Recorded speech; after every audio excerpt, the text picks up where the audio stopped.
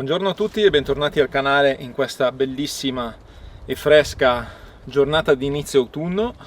In questi giorni ha fatto molta pioggia, sono arrivate molte precipitazioni, anche molto violente e intense.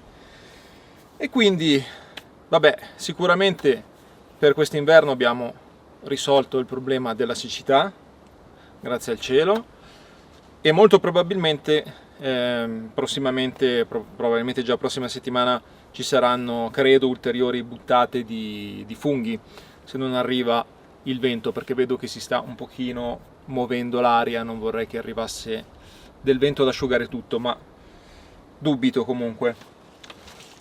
Oggi andrò ad installare questo telaio nel quale andranno poi per l'appunto delle finestre che andranno al posto di questa porta.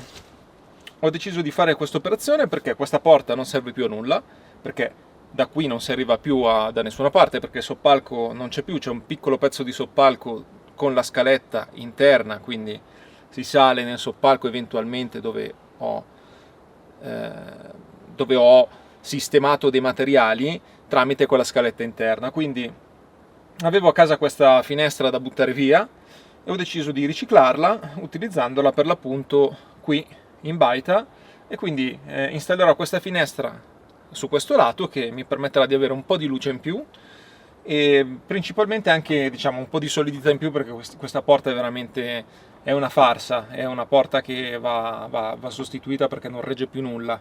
Quindi oggi inizierò un pochino il lavoro e vediamo cosa riusciamo a fare.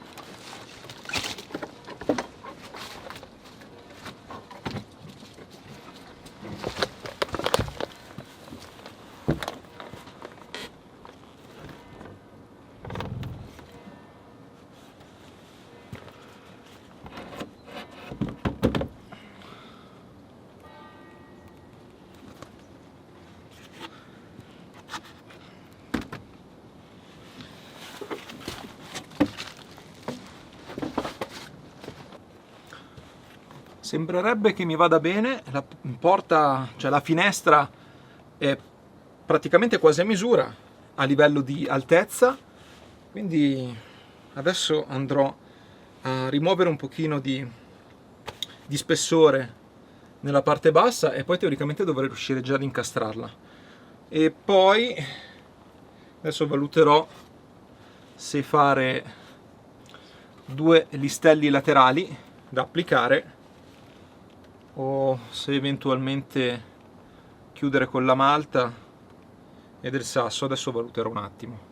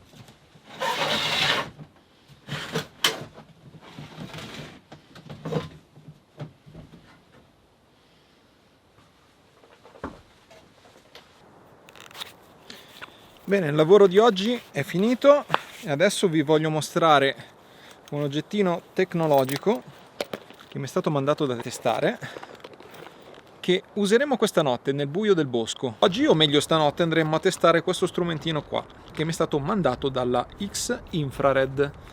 Che cos'è? È una termocamera sostanzialmente, ma guardate che roba assurda. Io resto veramente stupito quando mi mandano questi oggettini tecnologici, non posso resistere. È una termocamera che si applica allo smartphone, è un oggettino veramente piccolo, e la cosa che mi lascia veramente stupefatto di questa tecnologia è il pensare che fino a pochi anni fa, io direi massimo 10 anni fa, un oggetto del genere di utilizzo comune per tutti era una cosa decisamente impensabile. Ad oggi lo possiamo bene o male acquistare più o meno tutti, e soprattutto la tecnologia diventa sempre più piccola, è una cosa veramente incredibile. Quindi questo strumentino cosa fa? Ci fa vedere nel buio della notte, e non solo, ci fa anche vedere gli oggetti che emanano calore. Questa mini videocamera, fotocamera, termocamera di infrarossi si può utilizzare così com'è, cioè collegandola semplicemente allo smartphone, ma se vogliamo farne un utilizzo un pochino più preciso c'è anche il suo supporto per smartphone, quindi noi fissiamo il cellulare a questo supporto, colleghiamo la nostra termocamera e riusciamo a gestire meglio la ripresa. Il campo di ripresa di questa termocamera è abbastanza stretto, quindi essendo stretto riprende abbastanza sulla distanza. È un oggettino veramente professionale, non è un giocattolino. L'ho provato finora solo a casa, non l'avevo provato qui in baita, quindi stanotte vediamo veramente se riusciamo a vedere qualche animale selvatico, magari in giro per il bosco. Il discorso è che con questa termocamera, se c'è un animale, ovviamente emana calore come noi e di conseguenza dovrebbe spiccare nell'oscurità del bosco, dovremmo veramente vederlo subito teoricamente. Questa mini videocamera funziona con un'applicazione che si scarica sullo store di Android, per Android ma anche per iPhone. È molto semplice da utilizzare e dopo ve la faccio vedere meglio. Ve la faccio vedere da vicino questa termocamera perché è importante che capire veramente le dimensioni ridottissime.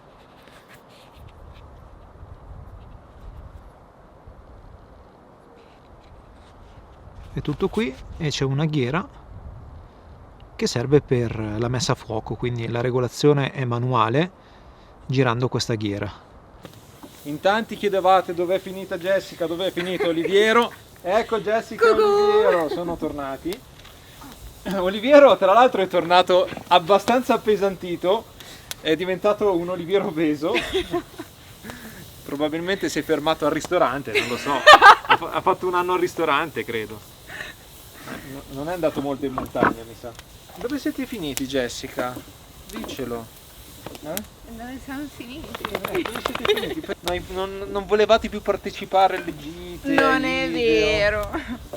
Beh, dai, diciamo che Oliviero ha anche un pochino la sua età, no? Già, Oliviero ha 11 anni adesso, 11 anni. Comunque stasera stiamo preparando il ragù, giusto per... Vabbè dai, allora tu occupati del rimescolamento che vado a recuperare il vino per Oliver. Per la sfumata. Per Oliver, no, Oliver mi sa che preferisce mangiare, no? Allora, ho montato la termocamera sul suo supporto, è collegata allo smartphone e adesso andiamo a vedere, giusto per mostrarvi il funzionamento dell'applicazione e il funzionamento della termocamera. Andremo a vedere le figure di Jessica ed Oliviero che emanano calore, perché alla fine li vedremo che sì, voi Oliviero poi emanerà un calore della Madonna con tutto quello che mangia Oliviero, brucerà, no? E quindi li vedremo con dei colori più accesi rispetto al contorno, diciamo rispetto a tutto il resto che rimarrà più freddo, Potremo selezionare diverse tipologie di colori in base alle nostre preferenze, però il concetto è sempre quello, cioè quello più sgargiante, quello che risalta di più è il colore più caldo. Facciamo partire l'applicazione che si chiama Infiray.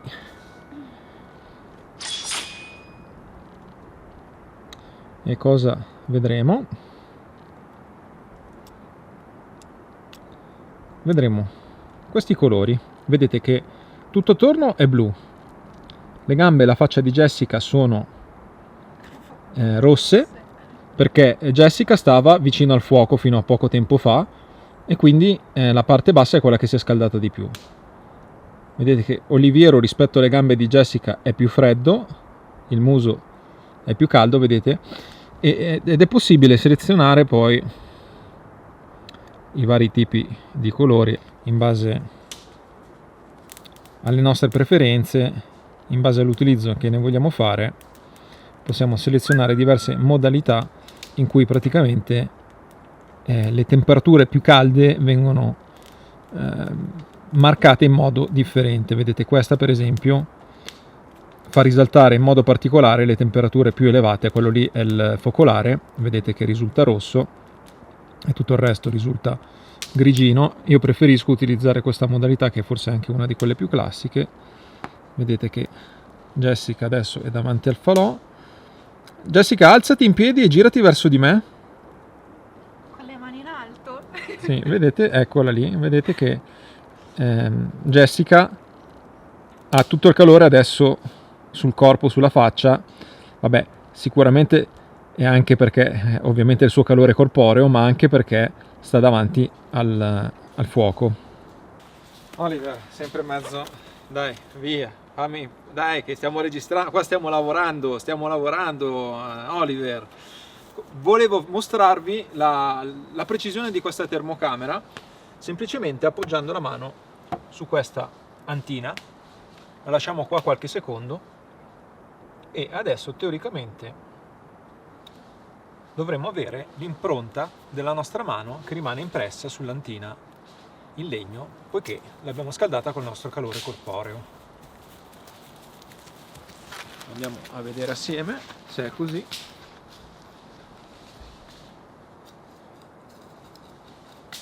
Eccola lì, vedete?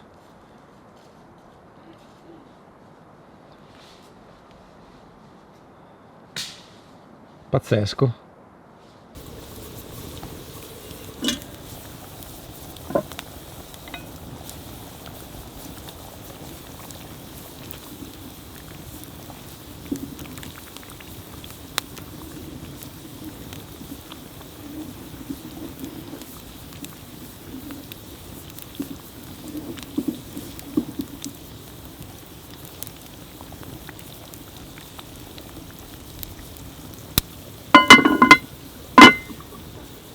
Adesso andrò a farmi un girato nel bosco e vedremo se riusciremo ad avvistare qualcosa. Non è garantito, comunque le immagini che vedrete successivamente saranno quelle riprese con la termocamera.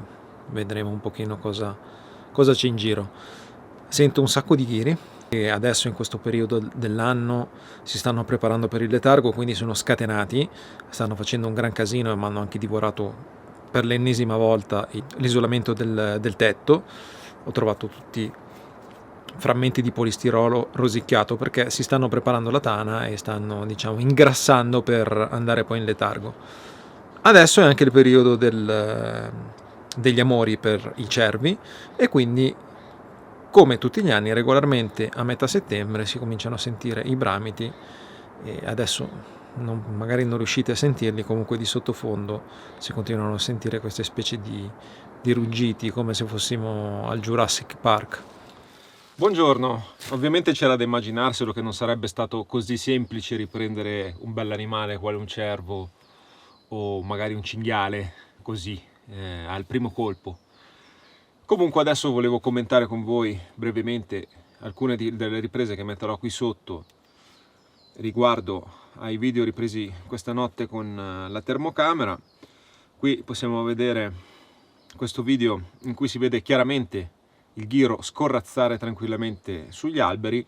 Possiamo notare come nel buio della notte, buio completo, a buio totale, non si vedeva assolutamente niente, la sagoma del ghiro che salta da un ramo all'altro, che si rincorre con altri ghiri, è abbastanza evidente ed è evidenziata rispetto a tutto il resto, rispetto a tutto allo sfondo. È in grado, nell'oscurità della notte, quando non vediamo nulla, di far risaltare una figura animale in modo evidentissimo, ecco. Quindi considerate che un ghiro è piccolino, quindi se riusciamo a vedere un ghiro, figuriamoci un animale più grosso. Poi qua ho fatto questa ripresa a Jessica che usciva nel buio della notte, vedete come anche lei, le parti più calde del corpo siano particolarmente evidenziate. Questa è un'altra modalità che questa qui con rosso, che evidenzia proprio solo ed esclusivamente le parti calde, ed è una modalità che serve proprio per focalizzarci solo su quello che ci interessa, quindi sulle figure più calde, solo per vedere gli animali, no? E poi vari altri esperimenti e varie altre riprese fatte sempre nell'oscurità della notte. Quindi questo è uno strumento che sicuramente fa quello che promette di fare. Come vi dicevo all'inizio, è stupefacente avere in un oggettino così piccolo tanta tecnologia.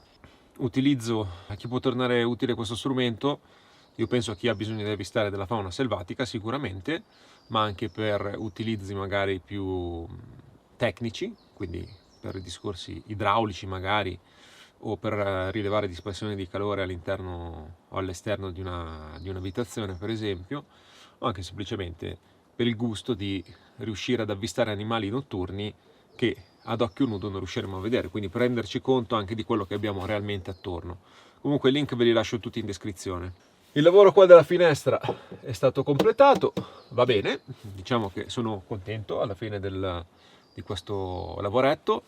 Adesso inizierò a smontare tutte le piode del tetto laterale dello stanzino della seconda baita, piano piano, possibilmente evitando di farmi male alla schiena. Quindi inizierò a fare questa opera di pulizia, che sarà l'inizio del progetto che non so quanto durerà, che sarà quello della creazione della sauna, perché qua dentro vorrei fare una sauna. Ovviamente sarà una cosa un po' lunghetta perché va studiata un po', però intanto inizio a tirare via tutto, a ripulire il tutto, e il prossimo step sarà quello di applicare un tetto in lamiera coibentato, e poi vedremo, insomma.